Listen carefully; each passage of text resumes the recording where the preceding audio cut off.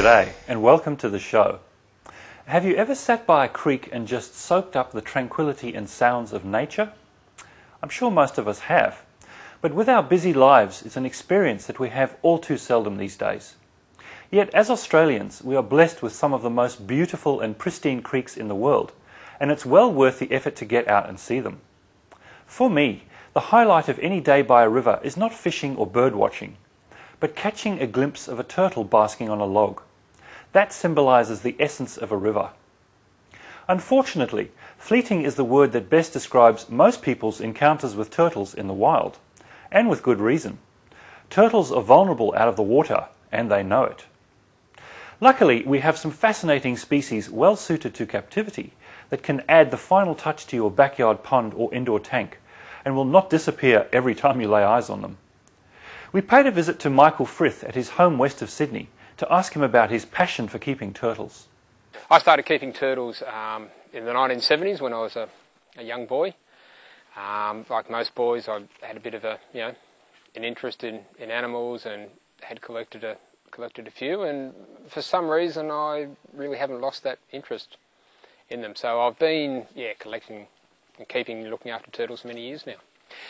Turtle keeping in Australia has grown in popularity over the years. More and more people these days are keeping them as pets, and there's a lot of interest out there, and probably there used to be just a handful of books around on turtles, but with the advent of the internet, it's allowed people from all over the country to communicate with each other, to share their ideas and their information, which has helped a lot of the novice keepers, people who really don't have a lot of experience in keeping turtles. The internet has been great for allowing them to get good information and proper information about keeping turtles, because there's a lot of misinformation out there. When most people get a turtle, they get it as a hatchling or as a baby turtle, and they like to keep it in an indoor tank. That's okay for the first couple of years, but there's a few things to remember. One is that the turtle is going to grow, so eventually it's going to need to live in a large outdoor pond.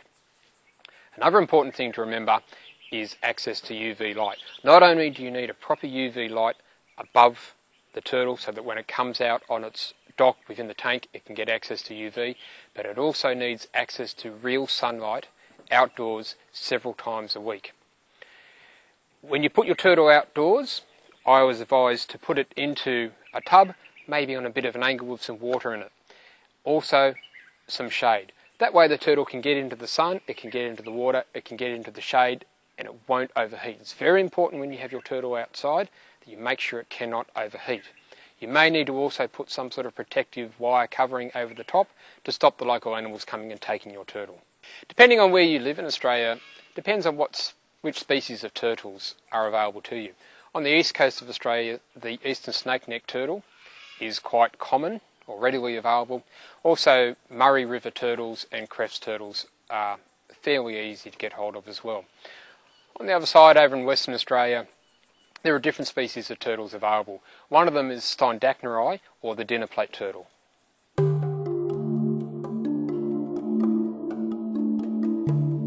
While visiting Western Australia, I went out with licensed reptile collector Dave McIntosh to see if we could find some dinner plate turtles in the wild.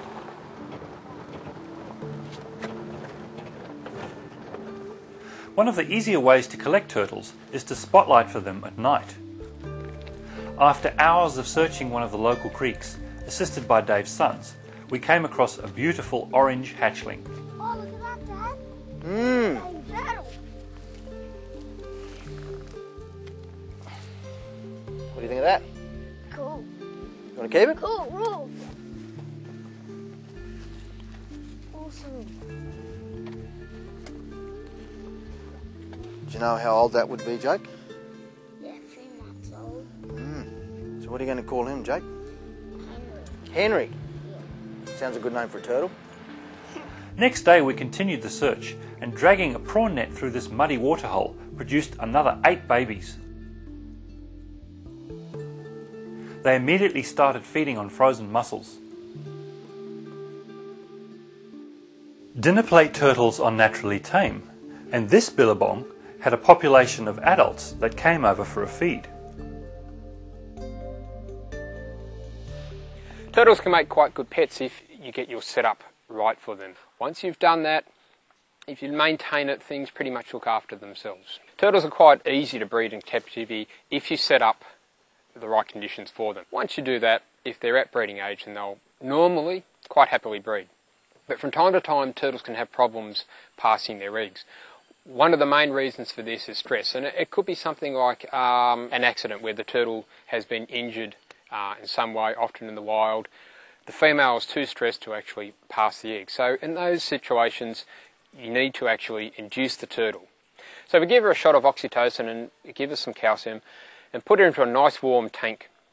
And about half an hour later, she's normally ready to pass the eggs. As she passes the eggs one at a time, we collect them out of the tank just to stop her from trampling on the eggs as she moves around within the tank. So the eggs are taken out of the tank and they're put into an incubator. If you have a turtle that is gravid, that is, she's carrying eggs, my advice is to let her nest within the enclosure, and my preference is always to leave that nest in the ground and to let it incubate naturally.